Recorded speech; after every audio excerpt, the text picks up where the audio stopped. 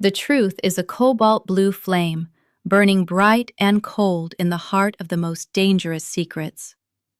We peel back the layers of deception to show you what lies beneath the surface of reality. Subscribe now and watch the big reveal in our very next video. My coworker found out about my stroke before my husband did. She called 911, rode with me in the ambulance, and sat in the waiting room for 6 hours while the doctors figured out if I was going to be okay. My husband found out at 4 p.m. when I was already in the ICU. He said he was wrapping something up at work. He didn't come until the next morning. That's the part I keep coming back to. Not the stroke itself, not the 3 days I couldn't speak in full sentences, or the week I couldn't lift my right arm above my shoulder. What I keep coming back to is the order of things. Who showed up first? Who showed up at all? I was 31. That's the part people always react to first.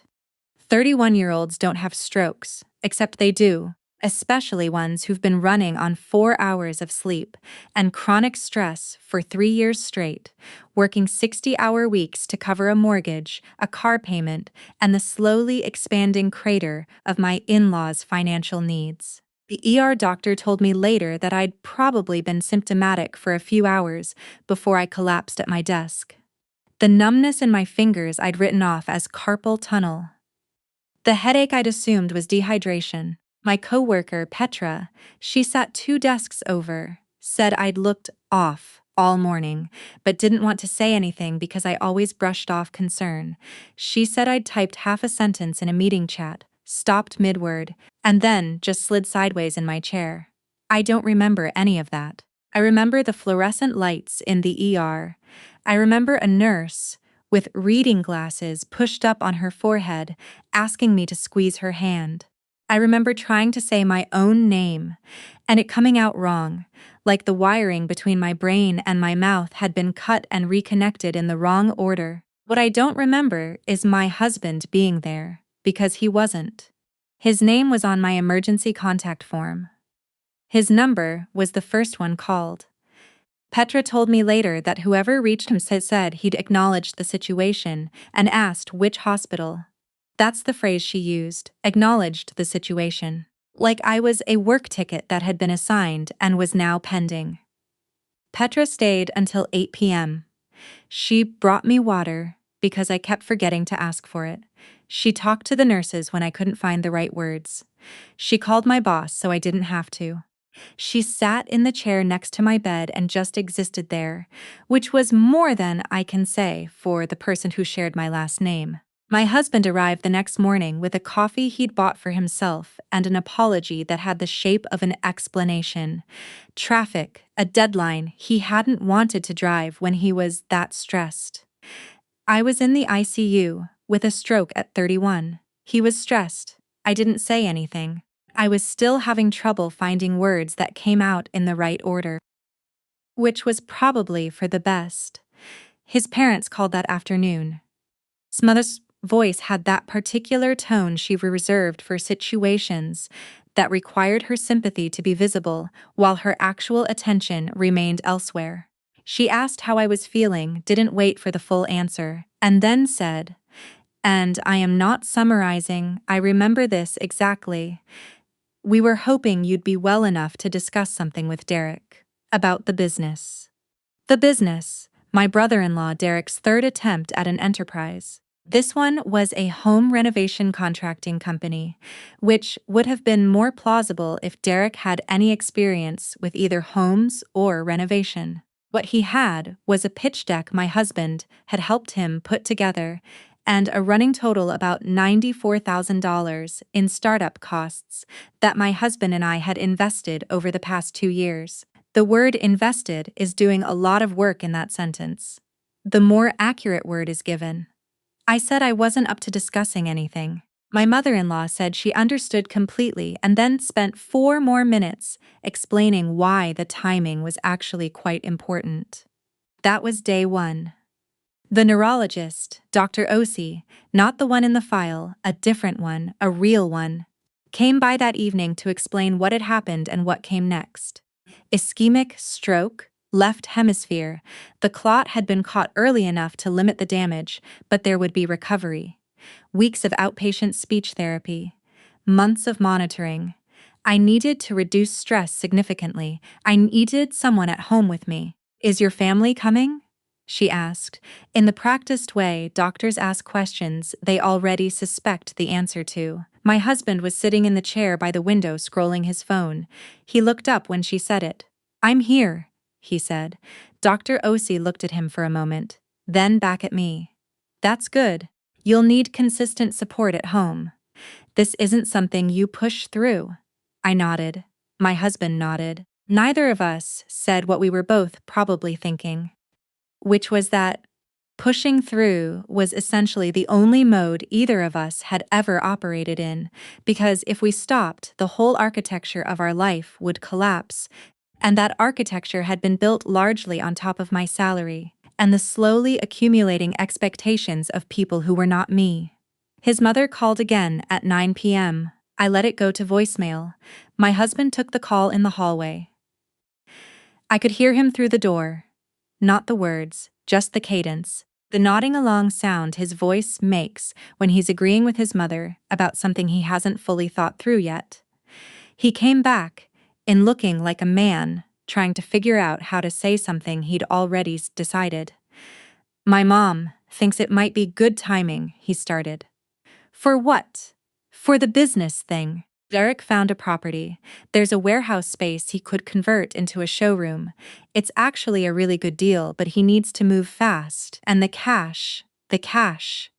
I just had a stroke. I know that. She's not saying right now. She's saying when you're feeling better. Probably end of the week. End of the week. I had been in the ICU for approximately 18 hours with a stroke, and the projected timeline or discussing transferring a cash fusion to my brother-in-law's showroom was end of the week. How much? I said. He paused. $40,000. That would bring the total to somewhere north of $130,000. I had a spreadsheet. I kept it in a folder I'd labeled Home Projects, because I couldn't stand to look at the actual name I'd originally given it, which was Money We Will Never See Again. I closed my eyes, not because I was tired, though I was, because I didn't have the language yet to say what I needed to say, and I didn't trust what would come out if I tried.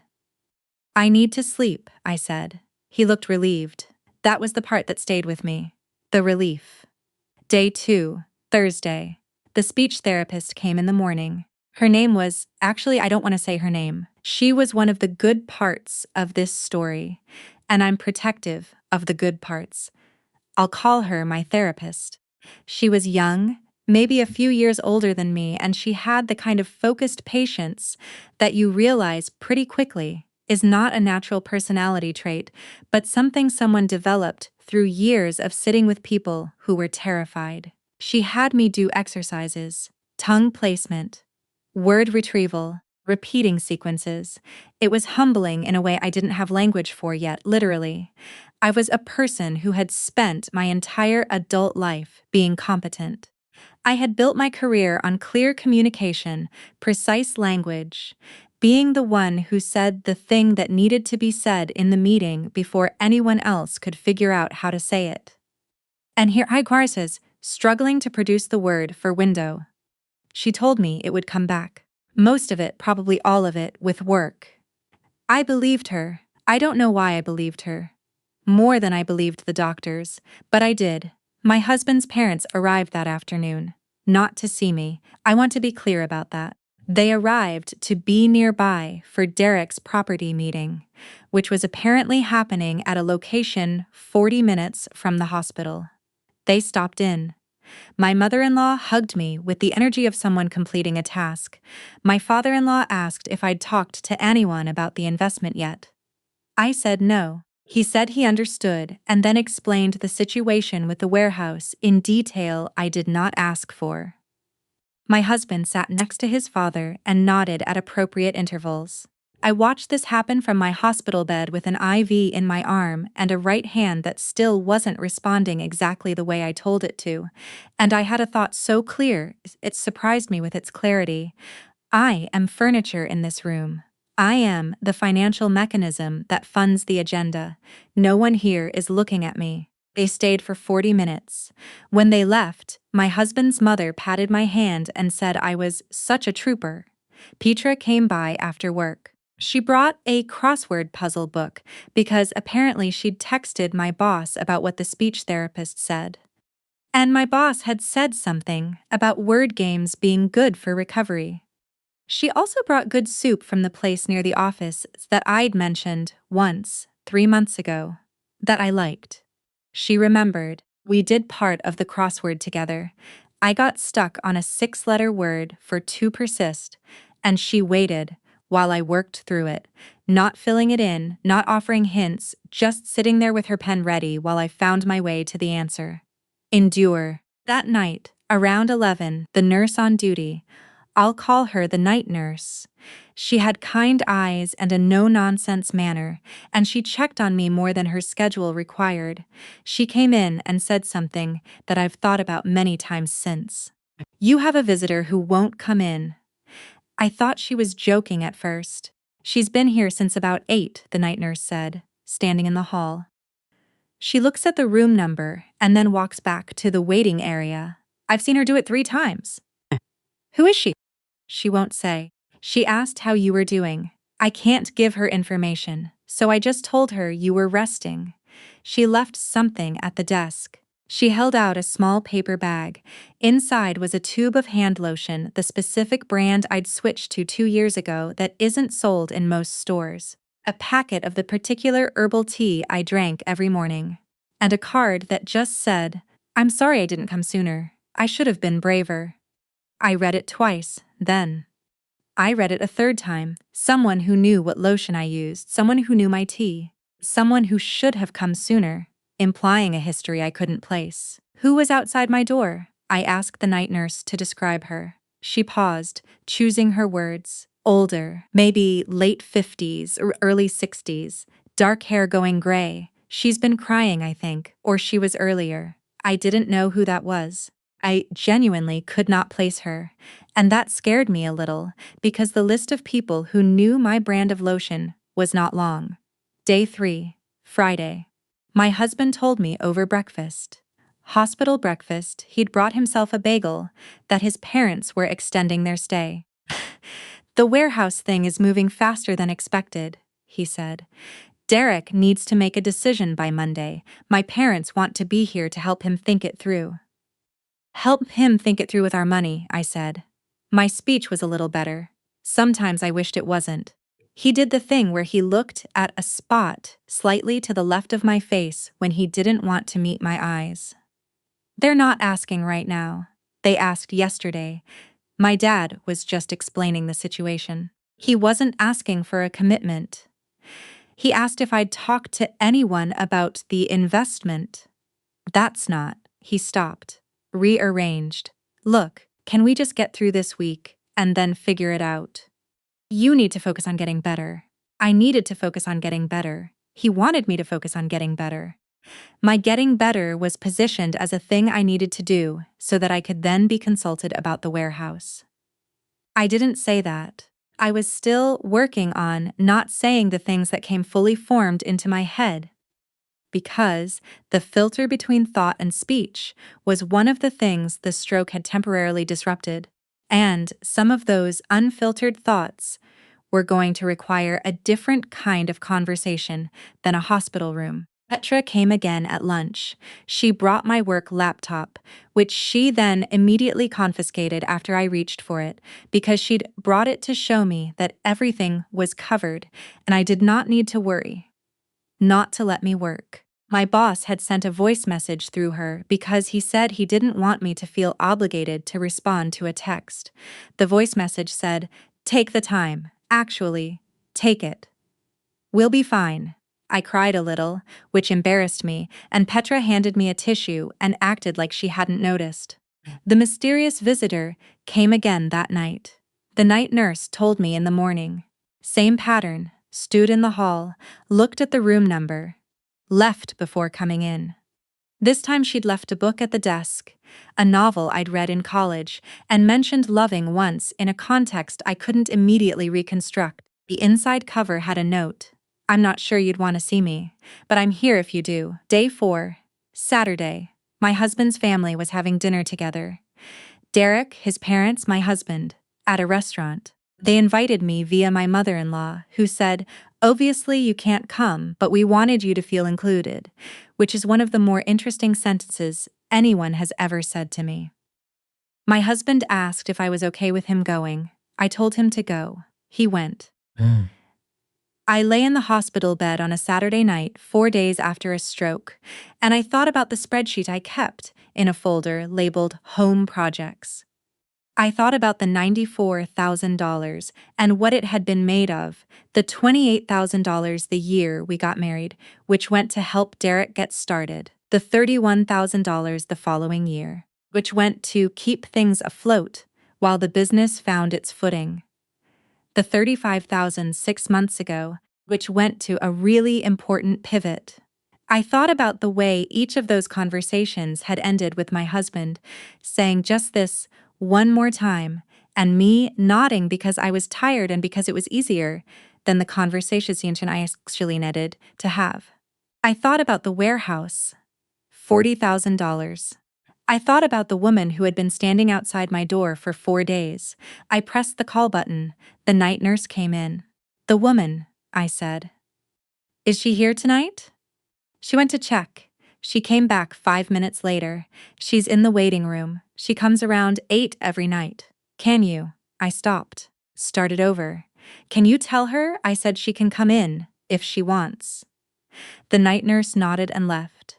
I don't know how long I waited. Long enough that I started to think maybe she'd said no. Long enough that I'd rearranged my blanket twice and tried to remember the word for the feeling of waiting for something you're not sure you want. The door opened. She was smaller than I'd expected from the description. Dark hair, gray at the temples, pulled back. She had the look of someone who had been crying recently and then composed herself specifically for this walk down the hall. She stood in the doorway like she wasn't sure the invitation was still valid. Her eyes were the sage brown as mine. The same shape, actually. The same slight downward tilt at the outer corners that my mother always called sad eyes in a way that wasn't entirely a compliment. "Hi," she said. I looked at her for a long moment. "You knew what lotion I use," I said. She flinched a little.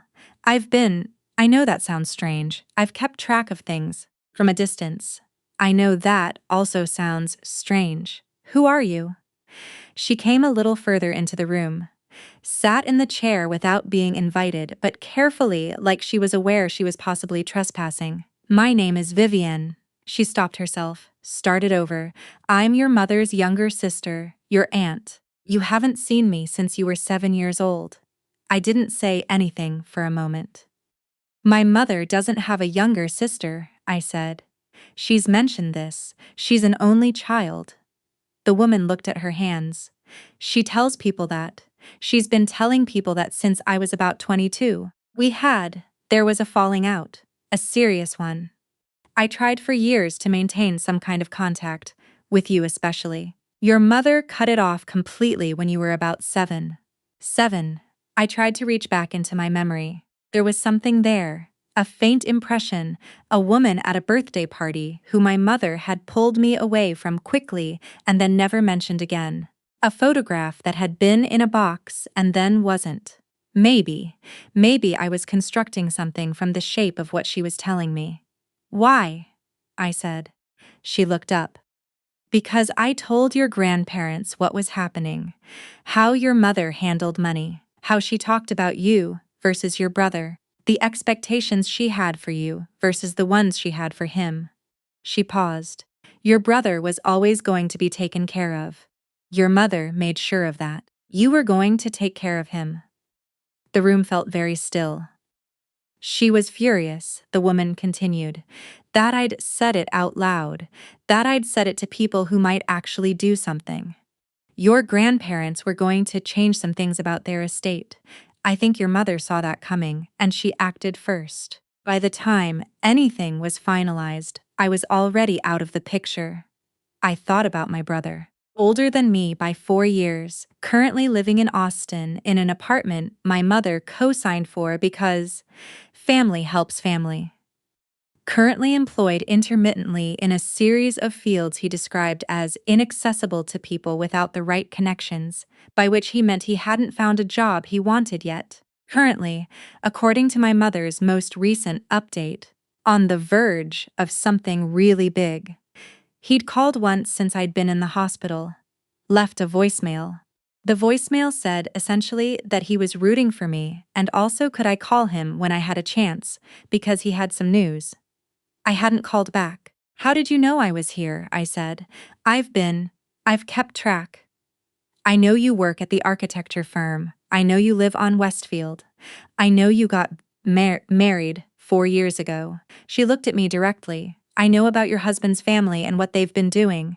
I've watched it for 2 years. When the hospital posted your name in the emergency admissions, they do that for next of kin notification purposes.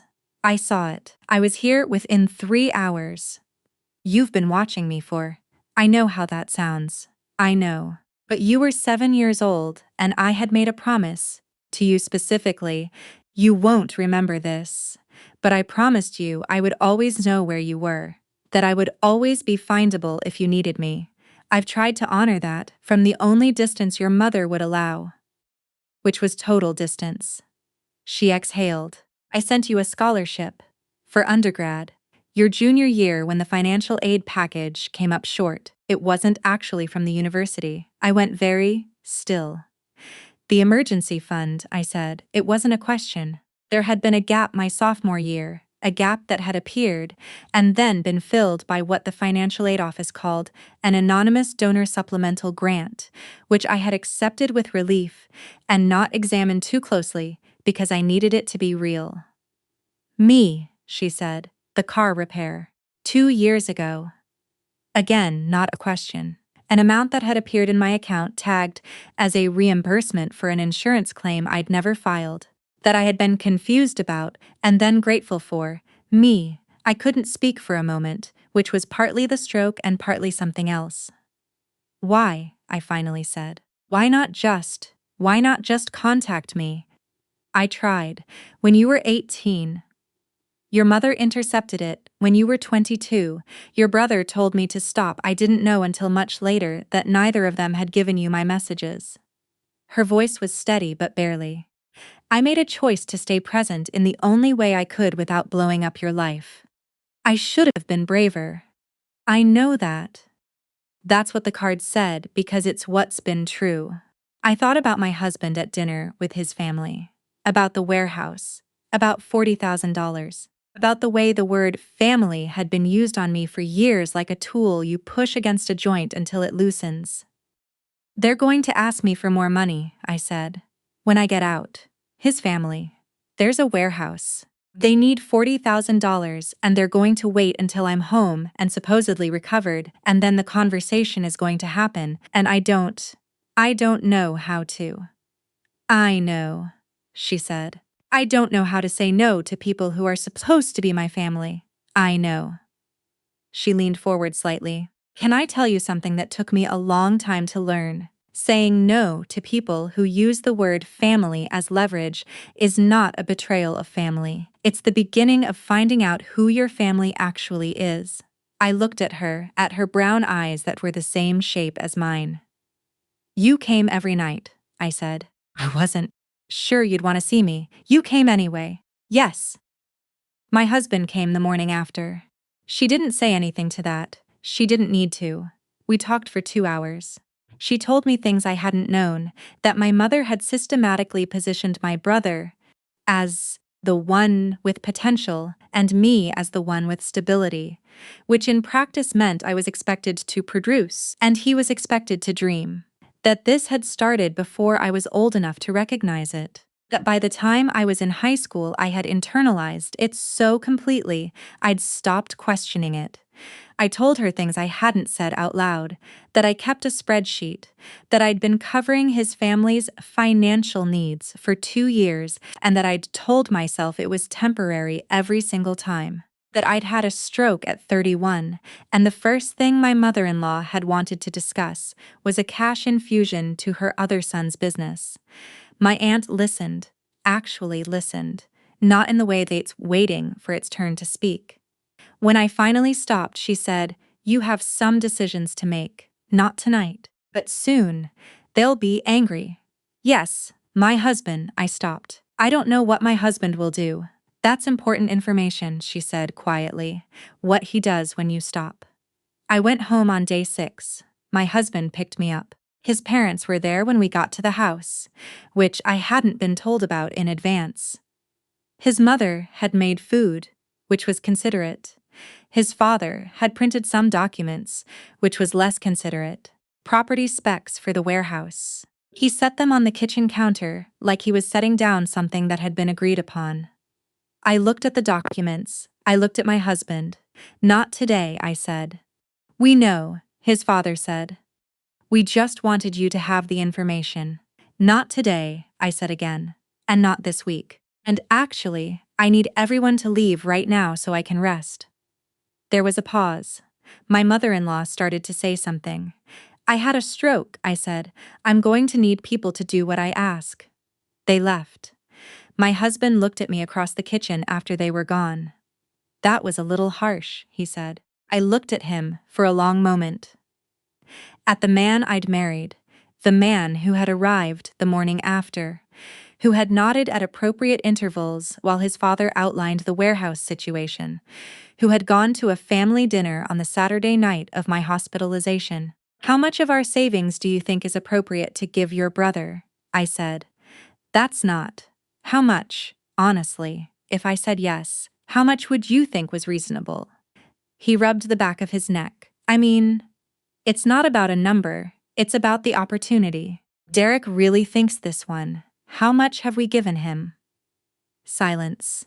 $94,000, I said. "Over 2 years. I have a spreadsheet." He was quiet.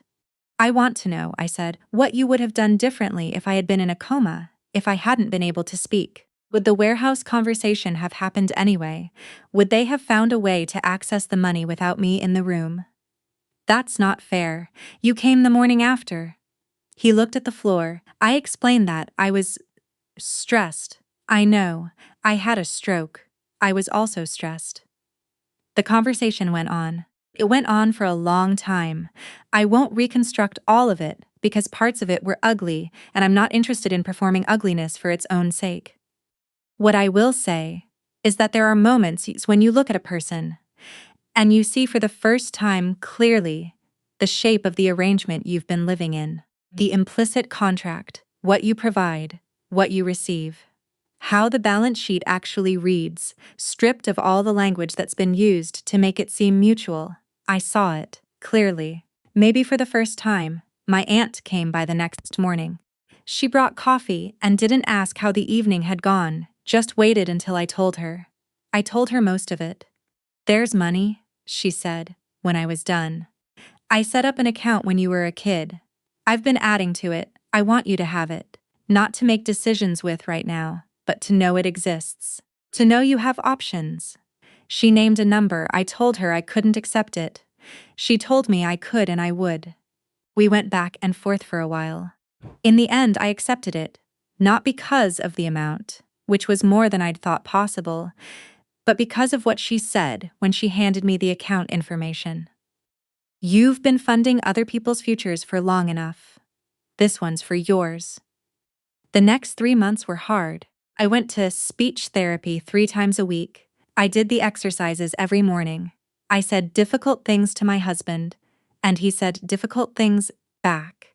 And some of those conversations ended with more honesty than we'd had in years, and some of them ended in ways that told me things I'd needed to know. I stopped the transfers to his family's accounts. I said no to the warehouse. I said no to the bridge loan for Derek's next idea. I said no to the thing after that. Each time my mother-in-law called it breaking family apart. Each time I did not change my answer. My husband, to his credit, eventually stopped carrying his family's requests to me. That took longer than I would have liked. And it came after a conversation that lasted 3 hours and that lasted 3 hours and covered ground we should have covered years earlier. I don't know yet what we are on the other side of that conversation. I'm not sure he knows either. But at least we're having the real one now instead of the performed version. My aunt came to my last speech therapy appointment. She sat in the waiting room and was there when I came out and said the therapist had discharged me. Full recovery, no lasting deficits, return to normal activity. We went to lunch. A nice place, not an occasion, just because. What do you want to do now? She said. Not about work, not about the marriage. Just, what do you want? I thought about it. I'd spent so long thinking about what everyone else needed that the question felt almost grammatically strange, like being asked to describe a color I'd been told didn't exist. I want to take a real vacation, I said. I've never actually taken one. I've taken trips to places where I still checked my email. I want to go somewhere and not check my email. She nodded. Okay, where? I don't know, somewhere with water. I'll start looking. We went to Portugal. 2 weeks. I did not check my email. I slept 8 hours a night. I sat by the ocean on a Tuesday afternoon and did not think about spreadsheets or warehouse showrooms or the various futures I'd been expected to fund while my own stood waiting. My brother called once while I was there. I didn't answer. He left a voicemail. He had news. Something big. He just needed a little help to get started. I didn't call back. When I got home, there were 2 messages from my mother-in-law asking about Derek's new opportunity and whether I was feeling like myself again, presumably so that myself could be consulted about the opportunity. I deleted both. My husband and I are still figuring out what we are. Some days are better than others. He came to my speech therapy discharge appointment because I asked him to. He's trying. Whether trying is enough is a question I sit with. What I know is this. I had a stroke at 31. My coworker rode with me in the ambulance. My aunt stood outside my hospital room for 4 nights before she could make herself come in. My husband came the morning after. I know what the order of things tells me. I know which version of family showed up. I know, for the first time, what I'm worth, not as a financial instrument, not as the stable one, not as the one who makes things work so other people can dream. Just as a person. Just as myself, someone worth showing up for. That took a stroke to learn. I'm still learning it every day. I don't think I'll ever stop having to relearn it, actually. But I know it now. I know it in my hands and in my speech, and in the part of me that once couldn't find the word for window, and now finds every word she needs, in the right order, when she needs it most.